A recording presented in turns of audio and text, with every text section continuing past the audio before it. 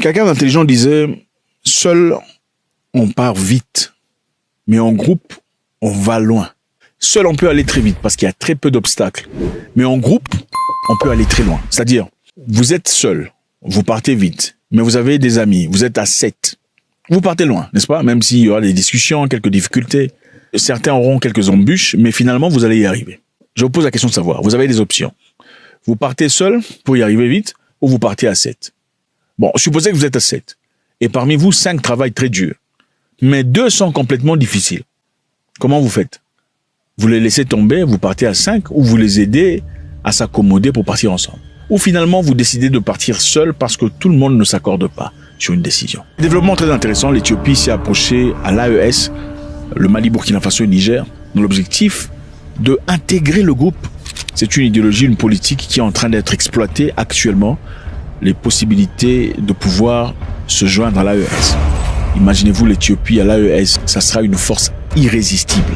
Et beaucoup de personnes en parlent. Alors l'Éthiopie s'est engagée dans un développement nucléaire avec le Burkina Faso. C'est-à-dire, on veut commencer à transformer l'énergie nucléaire avec le Burkina Faso. Comment sont-ils capables de faire ça? Parce que l'Éthiopie est très avancée par rapport à beaucoup de pays africains sur beaucoup d'éléments. Vous savez, les Éthiopiens, généralement, ne se considèrent pas africains, hein, pas comme ça. Vous le saviez. Je suis parti en Éthiopie à plusieurs reprises, et quand on t'appelle African. Hé, African, viens, African, toi tu es l'Africain. Eux se sentent supérieurs. Et ce n'est pas mauvais, avoir ce sentiment de supérieur. C'est seulement les Noirs qui ont des problèmes avec des gens qui se sentent forts. Oh, c'est un prétentieux. Non, la prétention, quand elle est soutenue par des faits, c'est tout à fait normal. Ce sont des accomplissements. La mégalomanie est peut-être un problème parce qu'on se sent beaucoup plus grand que ce qu'on est. Mais si cette mégalomanie est soutenue par des faits, par des accomplissements, écoutez, regardez Donald Trump, comment est-ce qu'on peut le critiquer? Les Éthiopiens sont en train d'avancer. Ils sont dans un programme très intéressant. L'Éthiopie est actuellement en train de travailler dans un programme de développement en collaboration avec le Burkina Faso pour la production des drones. Les drones sont produits en Éthiopie. On veut accorder la technologie au Burkina Faso afin de produire ces drones au Burkina Faso. Quelles sont les aptitudes de ces drones? Ces drones sont des drones éthiopiens de nature. Mais ces drones auront pour objectif de travailler dans l'agriculture, dans le renseignement, dans la sécurité, dans le cyber et beaucoup de choses. Des drones produits en Éthiopie. L'Éthiopie a encore commencé à produire des armes, des munitions, c'est-à-dire des balles, des bombes, des explosifs et tout le bazar. Vous savez, dans le monde, on ne respecte que celui qui est fort. Les faibles ne sont jamais respectés. Vous voyez l'oncle là qu'on ne regarde jamais. C'est lequel? C'est celui qui n'a pas d'argent et il n'a pas de capacités. Ok? L'oncle qu'on respecte, même s'il est petit de taille, c'est celui qui a quelque chose. Il a des maisons, des entreprises et tout le bazar. C'est lui, quand il ouvre sa bouche, tout le monde la ferme. On ne respecte que ce qui est puissant. Regardez le cas de la Corée du Nord. Contrairement à l'Irak et la Syrie, la raison pour laquelle les États-Unis d'Amérique n'ont jamais osé bombarder ou attaquer la Corée du Nord, c'est parce qu'ils sont en capacité de produire leurs propres armes. Les pays dans le monde qui sont respectés sont les pays qui sont en capacité de produire leurs propres armes de manière industrielle, tels que la Russie, la Chine, la Corée, le Royaume-Uni et les États-Unis d'Amérique. Pourquoi? Parce qu'on a peur. Et on ne peut pas avoir une certaine forme d'indépendance si on est dépendant des autres sur le plan militaire. Aujourd'hui, beaucoup de pays africains se tournent vers la Russie, disant les Russes vont nous fournir les armes, les Russes vont nous fournir les équipements. D'accord. Mais si jamais dans l'avenir ça arrivait que les Russes devenaient des ennemis aussi, parce que c'est une possibilité, on ne peut pas exclure ça. Qu'est-ce qu'on fait? Vous avez les systèmes russes, technologie russe, communication russe. Vous faites quoi? Pas pour dire qu'ils feront ça, c'est une possibilité, ça s'est passé dans le passé, avec d'autres royaumes, d'autres campagnes, ça pourrait se passer aussi dans l'avenir. Vous travaillez avec ce qui appartient aux Américains ou aux Chinois, système téléphonique, système de sécurité, mais vous voulez résister à leurs demandes et leur politique étrangère. Ce n'est pas possible. Ils savent tout ce que vous faites dans votre pays. Ils connaissent vos discussions, vos leaders, de quoi ils parlent dans leur téléphone, ils sont au courant de tout ça. Mais l'Éthiopie refuse de faire partie de ce groupe de personnes. Ils produisent leurs armes, ils produisent leurs drones. Regardez la flotte de Ethiopian Airlines. Okay. La grande majorité des pilotes, je pense qu'il est resté que 2 pilotes étrangers. La grande majorité des pilotes sont éthiopiens. Ce sont des Éthiopiens qui sont envoyés en formation. Et en effet, actuellement, ils ont leur formation sur place. Ils ne partent plus ailleurs comme ils faisaient dans le passé. Ils ne partent plus aux États-Unis pour étudier. Ils ont les écoles d'aviation sur place. L'Éthiopie est un pays qui se démarque. Le Premier ministre éthiopien avait confirmé récemment qu'ils ont reçu des ordres à hauteur de 30 millions de dollars sur leurs munitions venant des pays étrangers. Mais on n'a pas tout à fait spécifié quel pays il s'agissait, mais il paraît qu'il y a un pays européen qui a commandé les munitions venant de l'Éthiopie. Quel est l'objectif?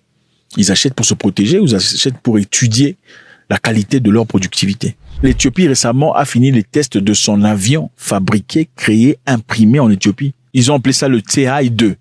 Avion produit, développé en Éthiopie avec des ingénieurs éthiopiens. Imbriqués à cet avion sont les capacités d'intelligence artificielle, capacités de surveillance, de monitoring et de renseignement. C'est-à-dire, cet avion peut voler et commencer à prendre des photos pour le renseignement, pour l'étude géostratégique.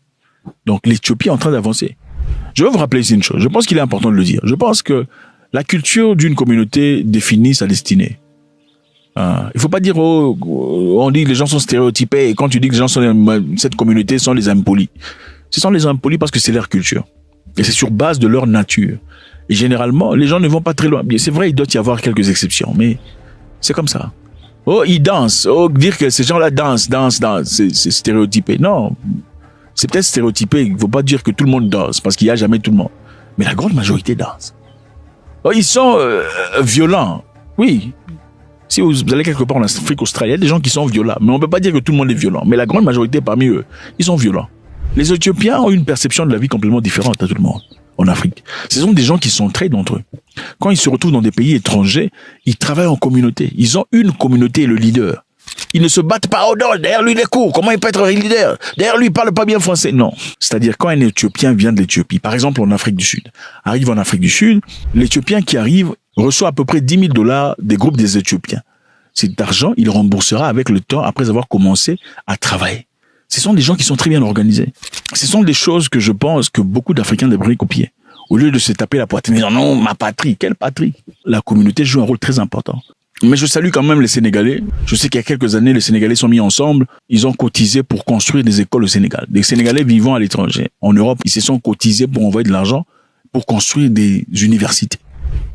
Bravo à eux. Très peu d'Africains sont capables de faire ce genre d'histoire. Maintenant, imaginez-vous que les Africains se mettent ensemble. Okay? Les choses sont en train de bouger dans la bonne direction. Il y a au Zimbabwe Maxwell Chikumbuso qui a créé une voiture qui n'a pas besoin de carburant. Il a créé une télévision qui n'a pas besoin d'être branchée à l'électricité parce qu'elle peut générer son électricité. C'est une personne qui a été combattue farouchement. Il a été empoisonné. Pendant 10 ans, il est en train de résister. Et même s'il racontait des bobards, même si son histoire était complètement n'importe quoi, on ne peut pas raconter des bêtises pendant 10 ans. Il y aura certainement une personne pour venir contrer ce que tu racontes. Mais il est là. Récemment, il a été reçu par son président. J'espère que l'objectif sera de propulser sa technologie ou de l'aider à avancer pour une réalisation grandiose. Regardons au Burkina Faso, on a produit des voitures électriques ou des voitures qui n'ont pas besoin de carburant tel qu'on connaît. C'est un avancement louable. Si on prend ces pays, Michael Chikumbuso, Burkina Faso, on prend aussi l'Éthiopie et sa technologie avancée et tout le reste, quel est le niveau de grandeur qu'on peut atteindre? Ça serait majestueux.